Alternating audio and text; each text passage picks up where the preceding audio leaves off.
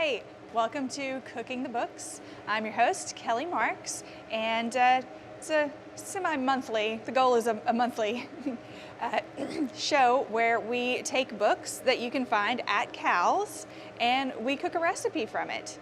And this was, I picked this one for January.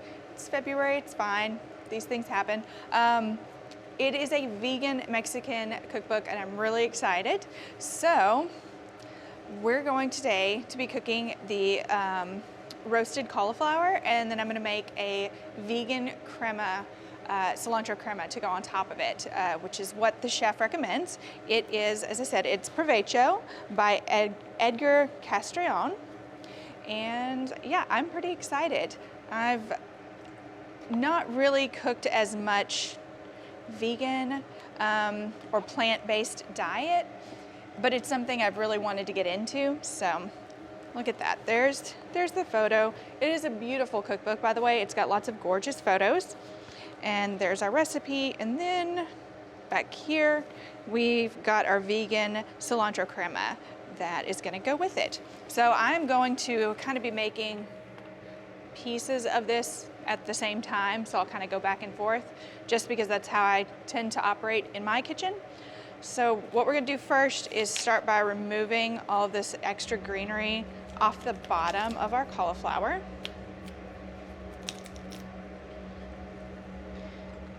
And then I'm just gonna cut this excess stem off as well. Okay, so now that I've got all of the green stems off of my cauliflower, what we're gonna do is parboil it so that it's gonna soften it. It's only gonna boil for about 6 to 7 minutes, and then I'm gonna move it to my roasting pan and make the sauce that goes on top.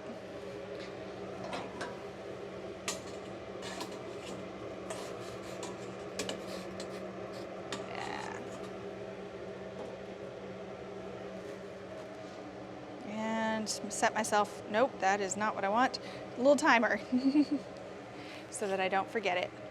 So now I've got my cilantro and I've got one big bunch here, and I need 1/3 of a cup of this to be chopped for garnish that's going to go on top, and then I need 1/2 cup that's going to go into our sauce. So I'm going to go ahead and do both of those at the same time. I'm just going to remove all of these stems.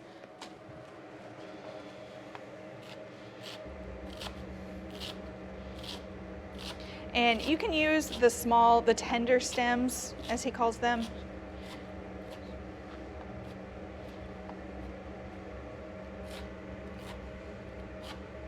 So I want my garnish, let's see, about being kind of rough here, just estimates.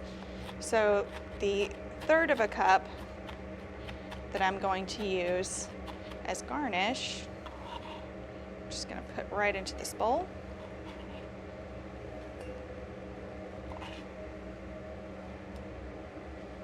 Set aside, and then the 1/2 cup I don't really have to chop it up because it's going into the blender and it'll be fine.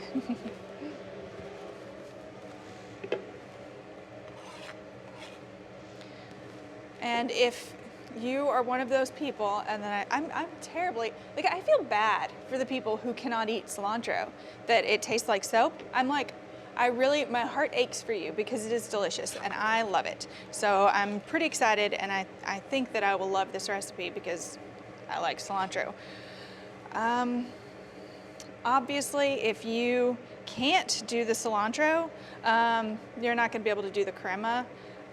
I don't feel like it would have the same kind of flavor profile if you were to sub this out for something else, more like parsley, or a mint. I mean, it might work, but I wouldn't recommend it. I would do a different sauce. And then obviously just skip it as the garnish altogether. So for our, what we're gonna baste the cauliflower with, we need the juice of 1 lime. So I'm just rolling it, and that's just gonna break all those little capsules up inside of it so that you get all of the juice out. You can also pop it into the microwave for a couple of seconds, and that's gonna help soften. So the first part of this recipe for the cauliflower does call for just the juice of 1 lime, whereas the crema requires a 1/4 cup, so we're gonna need more. Oh, these are big limes and I'm not getting a ton of juice out of them.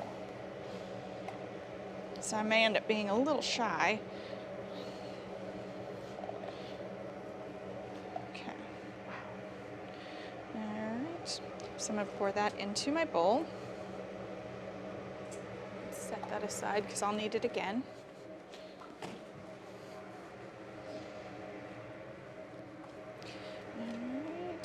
I think I'm done with this. I'm just gonna set it back here. Okay, so for this sauce that we're making, I'm gonna start with my dry ingredients first, as opposed to putting my wet ingredients, because I'm just gonna use the same tablespoon over and over. So we need a tablespoon of a smoky paprika.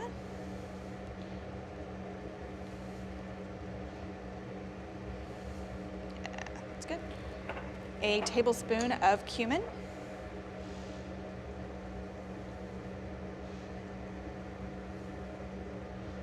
About finish me off there. And then we need a tablespoon of garlic, granulated garlic. So granulated garlic and garlic powder are not the same. They're a little bit different. The texture is going to be different. Garlic powder is obviously finer, whereas granulated garlic is gonna have more of a texture of like a garlic salt. You don't wanna use a garlic salt because you're gonna be adding salt to the recipe and it already has salt that goes into it. So when you're using this, if you do not have granulated garlic, you can use garlic powder. He says to use just a little bit less. So instead of a tablespoon, I'm gonna do like kind of 2/3 of a tablespoon. So I'm just gonna, well, looks good. I mean, I like garlic, so there we go. Then we're also going to need 2 tablespoons of yellow mustard. He calls for yellow mustard or for Dijon. The Dijon mustard I have is a whole grain, so I didn't think that that was gonna work very well. Good grief, what is going on with mustard? Clearly I don't use this a ton. There we go. 1, 2. And now our avocado oil. We're also gonna do 2 tablespoons of that.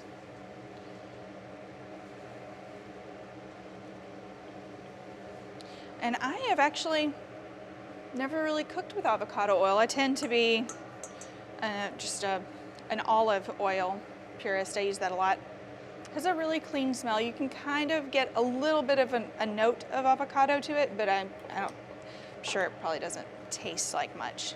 Okay, and then we need 1/3 cup of almond butter. Usually I have at my house these different ice cream scoops, different sizes. It's technically not an ice cream scoop, it's a disher. And I like to use those whenever I'm getting anything like this that's kind of sticky, peanut butter, sour cream, anything that's a semi-liquidy but not liquid, just because you can measure really easily and then get the ingredient out really cleanly. So if I had been thinking, I would have brought one with me, but I didn't, and that's okay. So we've got 1/3 cup of our almond butter.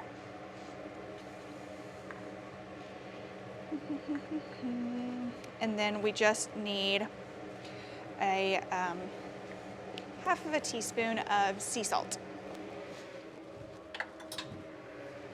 Oh, perfect. That was my timer. And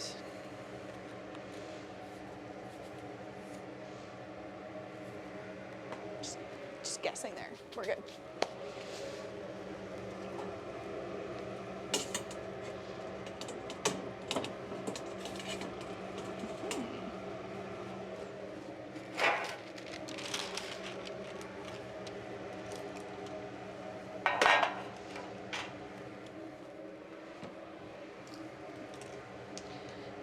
Okay, and now we're just gonna whisk all of this together. And I'm not gonna lie, I'm a little intrigued. We've got the almond butter, that isn't technically very sweet. And then we've got all of those seasonings, the flavor. We've got that lime in there. I think this is going to be really good. I'm looking forward to it. Okay, just get that out of my whisk. Okay, so we have our cauliflower. Beautiful. So it should be soft, which I can feel. It's definitely tender. I can kind of put my fingernail through it. I bet we could get the tip of a knife through this. So that's what you're looking for.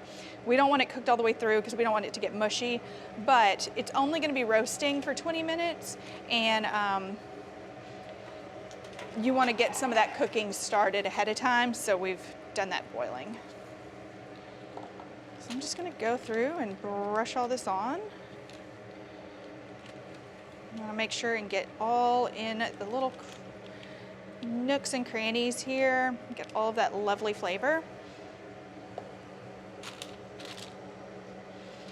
I think so many of us, especially here, you know, we're in the South, and we rely, I know I do, I rely very heavily on meat products for flavoring. I'm definitely one of those. I keep a jar full of bacon grease on in my kitchen and use that to add flavor. So I'm really, you know, intrigued by this, where everything is completely plant-based, where we're adding, you know, some nutty flavor with the almond, and then the spicy smokiness that you would typically associate with a meat product from all of that paprika that we've put in here. And then the cumin, I really like cumin. So all these flavors just seem really yum. Okay, so I am just going to finish coating all of this lovely sauce onto my cauliflower.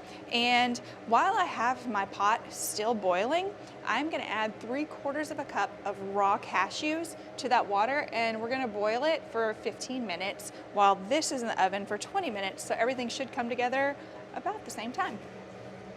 All right, so we did two things.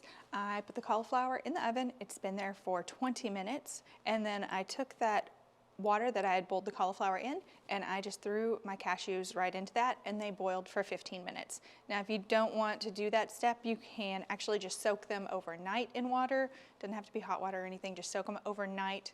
We're just trying to break them down and get them soft. You can see they're kind of squishy, because that's gonna become the base of this crema. And I'm gonna go grab my cauliflower.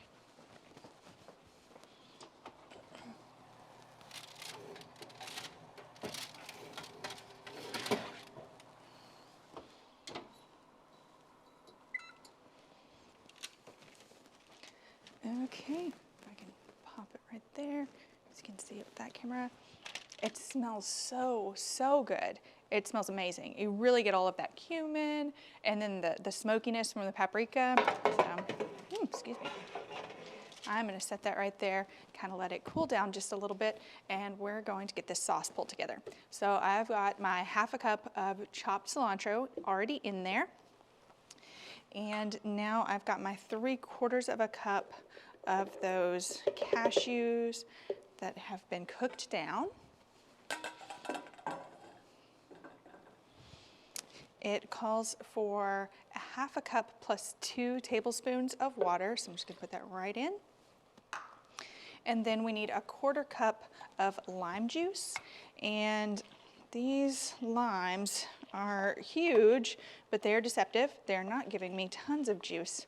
So if I don't end up with 1/4 cup out of these 2 limes, I'm just gonna make up the rest of it with a little more water, because I think at this point it's more important to have that correct volume. And since I don't have any extra limes on me, I cannot replace it with juice. Actually, I think we might be okay. I think we're gonna be okay. But if you do have that problem, you know, if you've got a little lime squirter at home, just grab some of that. Fresh is best, but if you don't have it, like I said, really we just want to make sure that we're getting the right consistency on this, so we do need all of that liquid. Oh, look at that. How are we doing? Actually, yeah, okay. That is 1/4 of a cup. Yeah. And then we need a tablespoon of apple cider vinegar. I'm just gonna cheat here and use my lid. And then we wanna add just a pinch of sea salt. And then may end up adding a little bit more to taste.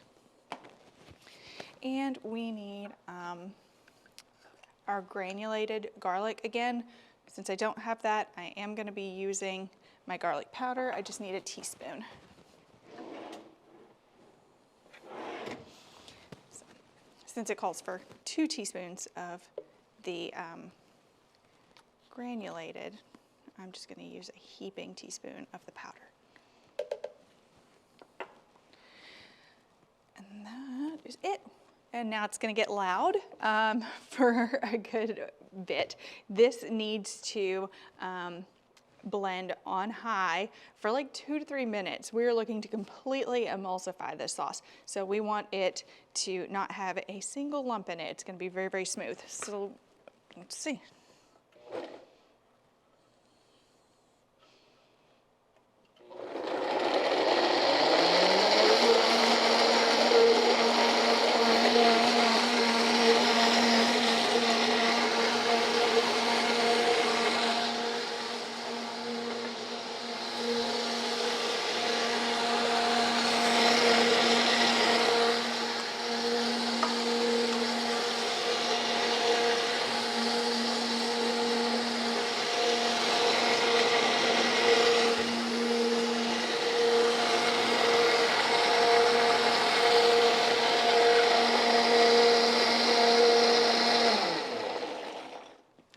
Didn't take as long as it said.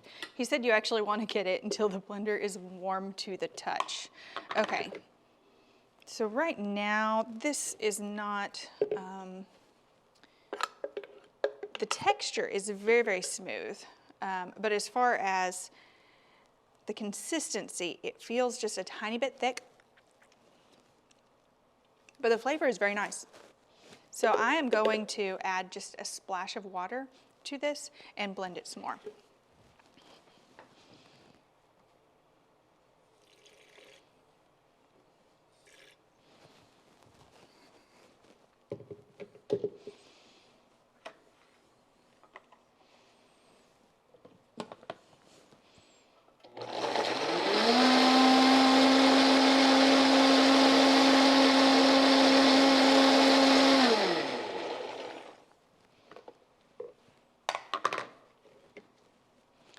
That's better. It's that we've got a little more movement here. There we go. You can see that I think that's, I'm not certain if that's what he is going for, but that's what I'm going for. I want something that's going to drizzle really well so that we can coat the top of that. Okay. Oh my gosh. The thing is so heavy. That's how you know that a cookbook's been used, is if, you know, you get all the little splash marks on it and stuff. Okay, so let's pull this all together.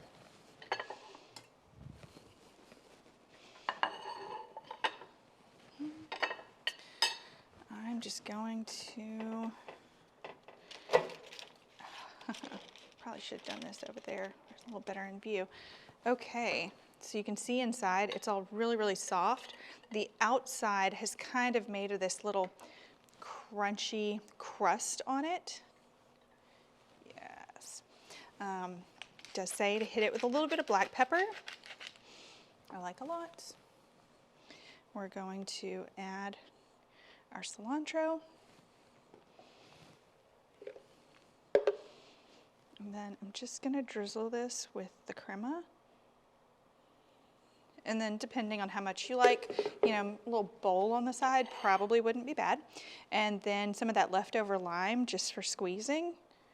So we're hitting all those flavors again. It's one of the things I really like to do with my baking is, you know, whatever is in the dish, I put on top of the dish. So like if it's a cupcake and it's lemon, I like to put lemon on top of it. Obviously, Edgar kind of does the same thing. So we've got our lime and our cilantro all again. So I'm trying to get a good bite that's got everything.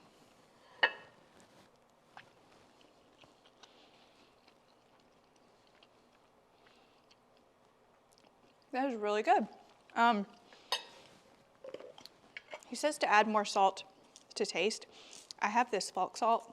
It's a smoked sea salt. So again, kind of just repeating some of those flavors from the smokiness of the paprika. So I'm just adding that.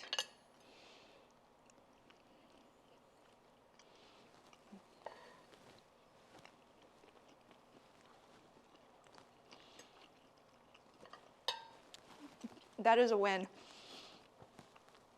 Now it says that this serves 6. I'm pretty sure I could eat half of it by myself. He does have some recommendations on what to make to go with it.